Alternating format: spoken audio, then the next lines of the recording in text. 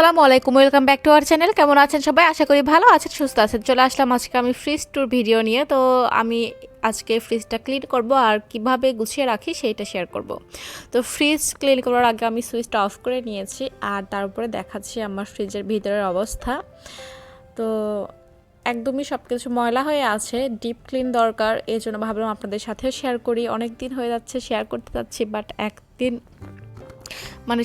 সময় করতেই পারছি না যে শেয়ার করব। তো সব কিছু আমি বের করে নিয়েছি, ফ্রিজের জিনিসপত্র এভাবে করে সব কিছু বের করে আমি গুছিয়ে রেখেছি। আর ফ্রিজের যে প্লাস্টিকের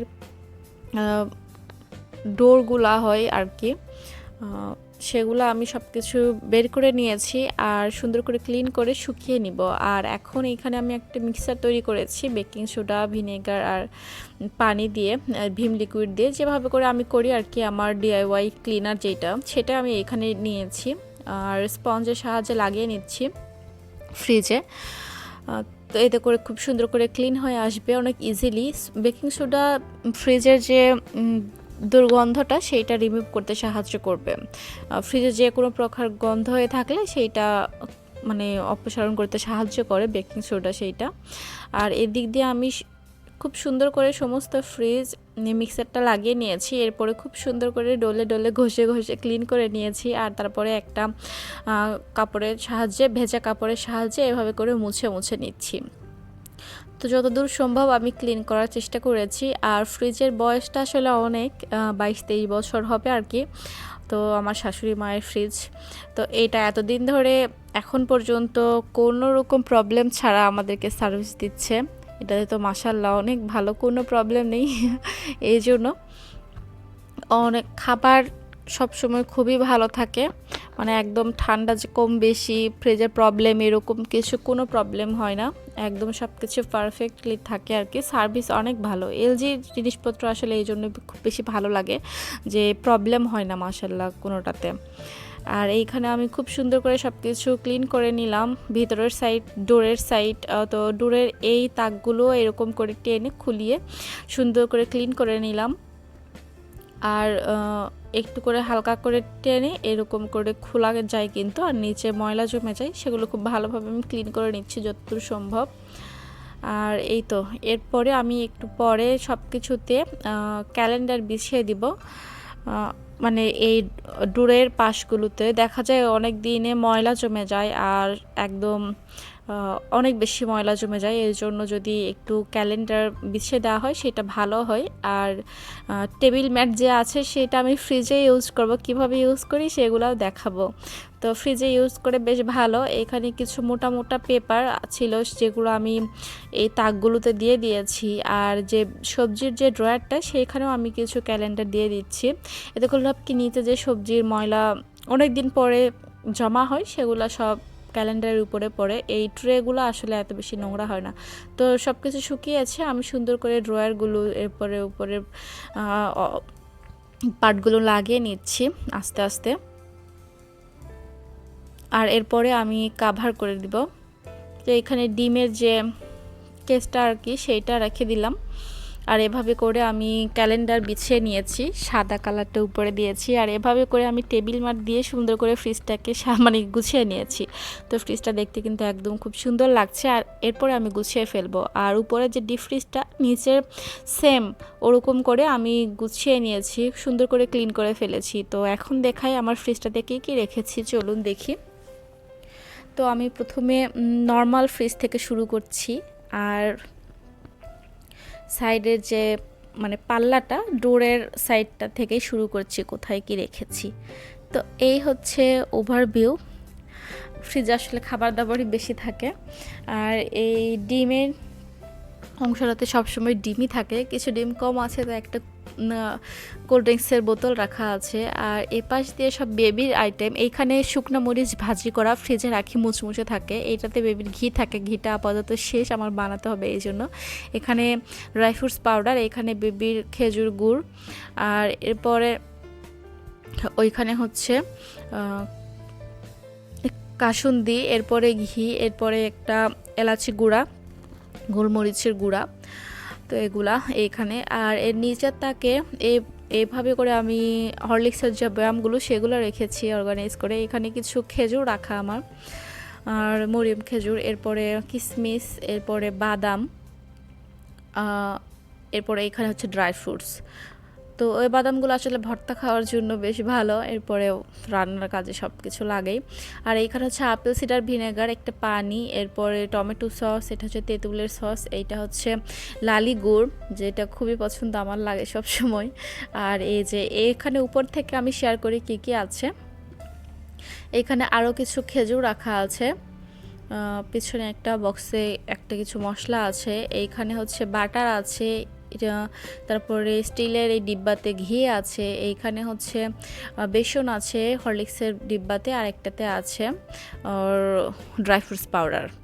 আর এই পাতিলে দুধ থাকে, মানে দুধের পাতিল, এরপরে ওইখানে আমের বাটি রাখা আছে। এখানে লেফট ওভার তরকারিগুলো থাকে, আমাদের ফ্রিজে আসলে দেখা যায় তরকারি বেশি থাকে, তো পাতিলে করে রাখা হয়, দেখা যায় একসাথে দুইটা পাতিলও ঢুকে, অনেক কিছু একসাথে ধরে যায়। এই বক্সটায় এখানে রাখা তরকারি আছে।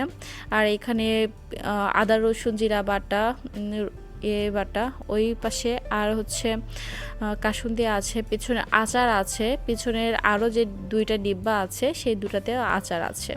আর এগুলো তো আদা রসুন জিরা বাটা, পেঁয়াজ কুচি, এরপরে রসুন কুচি, কাঁচামরিচ কুচি, এভাবে দেখা যায়। এই সাইডেও আসলে সবজি হলে সবজি রাখা হয়, ফলমূল রাখা হয় এই ড্রয়ার, আর উপরের তাকটাতে এই দুটা রাখা যায় সবজি আর ফলমূল। তো ড্রয়ারে এখন সবজি বেশি আছে, কিছু আম আছে আর বেগুন টেগুন যেগুলো হয়, সবজি, লেবু, কাঁচামরিচ এগুলো আছে। আর ড্রয়ার আর উপরের তাকটা মিলেই সবজি আর কাঁচা বাজার রাখা হয়। উপরের এগুলো আসলে খাবার রাখা হয় সব সময়, একটা পাতিলের উপর আরেকটা পাতিল রাখা হয়, এভাবে করে দুইটা পাতিল সেট হয়ে যায়, খুব ভালো। আর এখানে পেছনের দিকে গরম মশলা আছে আমার, ওইদিকে পেছনের দিকে আমার ঘি, মানে কনডেন্স মিল্ক, এখানে উপরের তাকে আচার আর ঘি আছে, এই আচারটা আমার মেয়োনিজ বানানোর জন্য রেখেছি। আর এই তো এভাবে করে আমার নর্মাল ফ্রিজটা অর্গানাইজ করা হয়েছে। এভাবেই থাকে আর কি, সব সময় দেখা যায় শুধু রান্না বান্নার জিনিসপত্র চেঞ্জ হয় আর বক্স থাকে খাবারের। এই তো যেরকমটা থাকে ঠিক সেরকমটাই দেখিয়েছি, আসলে কোনো কিছু কমিয়ে বা বাড়িয়ে দেখায়নি, একদম বাঙালির লাইফস্টাইল যেরকমটা আমাদের সেরকমটা। তো ডিপ ফ্রিজের ডোরটা ওপেন করলাম, তো ডোর থেকে শুরু করছি কি থাকে, এই যে বক্স দেখা যাচ্ছে একটা, এই বক্সে আদা থাকে, এই আদাটা লাল চা করার ক্ষেত্রে ঝট করে বের করে দিয়ে দিলাম, হয়ে গেল।